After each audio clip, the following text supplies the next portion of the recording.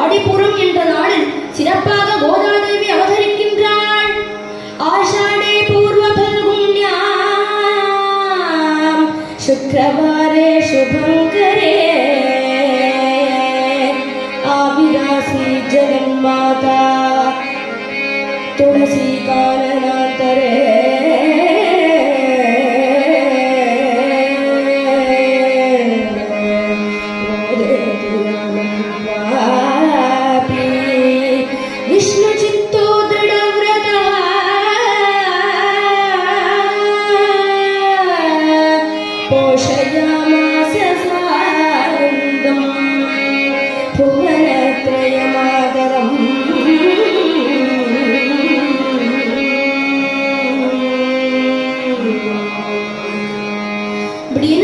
அழகான குழந்தை மரகத ஸ்தம்பங்கள் போன்ற கைகளும் கால்களும் கொண்டு சுருட்டையான கேசங்களும் கண்ணாடியத்த பொச்சு பொச்சுன்னு கண்ணத்தை கிள்ளலாம் போல இருக்கிற அழகான கபோரங்களும் அழகான சங்கம் போன்ற கழுத்து அங்கேயும் இங்கேயும் சுத்தி சுத்தி பகவான் எங்க இருக்கான்னு பாக்குற கருவிழிகள்.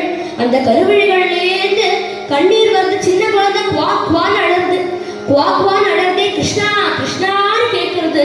ருதம் சுஸ்வரேனான்னு குழந்தை பகவானை பத்தி நினைச்சு அழறதுனால சுஸ்வரமா இருக்கு. எப்பவுமே பகவானை நினைச்சு அழுதா அது சுஸ்வரம். ஆனா பகவானை பத்தி நினைக்காம பாடுற பாட்ட அபஸ்வரம்னு சொல்லுவா. அப்பேற்பட்ட பக்தி கொண்ட சின்ன குழந்தை சாய கொண்ட போட்டுண்டு 2 வருஷங்களும் சல் சல் சல் சல் முழங்க அழகான ஸ்வர்ண ரேகைக்கு தக தக தக தகன்னு நின்றுதான். சுந்தரமான அந்த குழந்தையை பார்த்தார் பெரியாழ்வார். அவருக்கு விஸ்மயம் போதல.